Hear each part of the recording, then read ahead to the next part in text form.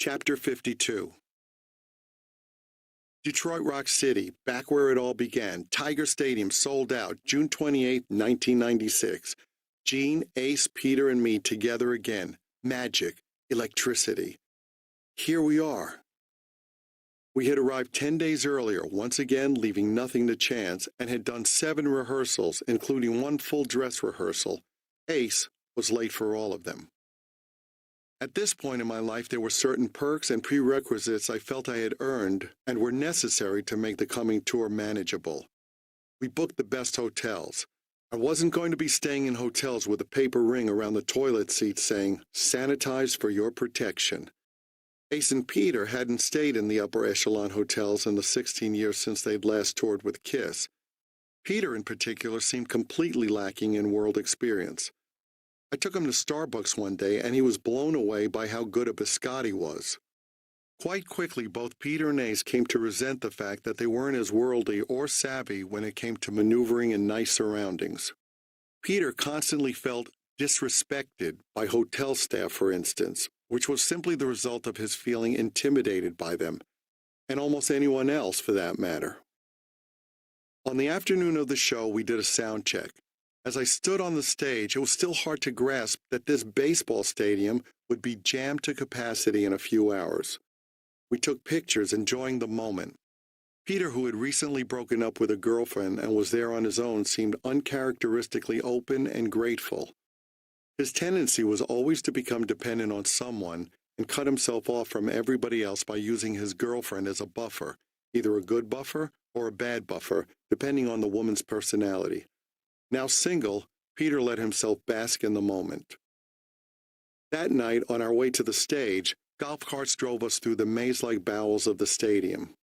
Suddenly, we emerged from one of the access ramps to the area behind the stage, and the air was electric. You could hear the excitement, the anticipation. It was overwhelming. I realized I was suddenly exponentially more important than I had been just a few months before, because I was again a member not just of Kiss, but of this version of Kiss. I could hear the pent-up feelings of the people waiting for the show. People had made the journey from around the world to witness this night. It was deafening. When the lights went down, it was pandemonium. It seemed like 40,000 flashbulbs went off as people waited for us to emerge. I knew this show was pivotal. This show would reintroduce the band and the imagery and everything that went with it. This show could allow us to move forward, to continue. It felt like we were in the eye of a hurricane, everything swirling around us as we calmly watched from the quiet of backstage. As we took the stage, still behind the curtain, I felt an incredible wave of pressure. The sound of the crowd had a tangible force to it, and even as the place went quiet, the noise of 40,000 people breathing created a deafening kind of hush. I had never felt like this before. "All right, Detroit, you wanted the best. You got the best. The hottest band in the world. Kiss!" The curtain dropped and the force of the crowd reaction nearly lifted me off my feet. I had to fight to be in control of the situation, of myself, of my persona, of the band. I was worried about staying connected to Peter. There was going to be a lot of foot tapping and hand signals, I knew, in order to keep him with us. Fortunately, he was happy to have the guidance. It wasn't like him, to be honest, to be open to that sort of thing, but for the time being, Peter was terrific, working hard, being cheerful and appreciative. The joy for me was being able to revisit something I'd experienced as a much younger person in a different frame of mind. When I was in the midst of it the first time around, I had the sense it would never end. No matter how thankful I was, I had still suspected it would be endless. Then it had died down. But there on that stage, with Kiss reunited, facing that kind of energy again, I felt thankful in an entirely different way. It wasn't about money. It wasn't about fame. I had those things already. This was the chance to read a book that I'd read as a kid, to see a movie that I'd seen when I was younger, to get something out of the experience that I hadn't had the capacity to get or appreciate before. I was overwhelmed by a sense of gratitude. As the tour continued, everyone seemed to share that feeling, at least initially. Peter swore up and down that he wouldn't repeat the mistakes he had made the first time around. And for the first few months of the reunion tour, we voted Peter the MVP. He often joined us for dinner. He was upbeat and pleasant to be around. His attitude seemed to mirror mine. We were incredibly fortunate to have this opportunity. One of the things we had worried about on the reunion was Peter's drum solo. He had wanted to play one from the get-go. In a perfect world, a solo was part of what we did. We had always had a drum solo during the Alive years. Looking back, it wasn't clear why we felt we needed to, but it had become a tradition. In the meantime, Peter's abilities had greatly deteriorated. But since he wanted to do it, and it was part of the tradition, Gene agreed to help him put one together. Fortunately, by the 90s, you could hit a Coke bottle with a stick and make it sound explosive and powerful if you put enough effects on it.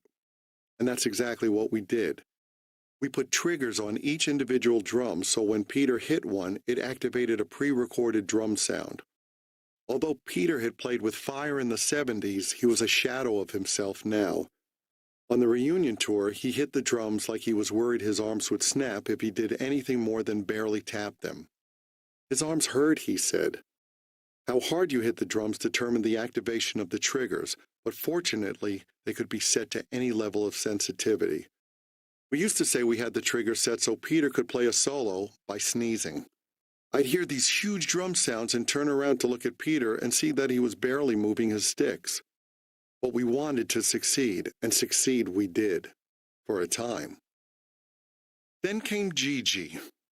She was a born-again Christian who by all accounts had been a dancer before, and I don't mean she was in Swan Lake. When Peter got together with her, things started to change quickly. Peter reminded me of a small animal. When it's afraid, it's timid, but when it feels protected, it shows its teeth. Peter latched onto her and started to distance himself from everyone else. I was amazed that while he and Gigi professed a deep love of God and religion, they inflicted nothing but pain and suffering on all those around them. Suddenly, when I called his room to talk, she would answer and say, "What do you want? Is Peter there? What do you need him for? Just get him on the damn phone. You're a guest." She became a gatekeeper. The tour might as well have been printing money by this time. Everything was selling out and we kept adding shows. We were living an amazing life, flying around in a large private jet with a flight attendant, staying at beautiful hotels. We were on top of the world.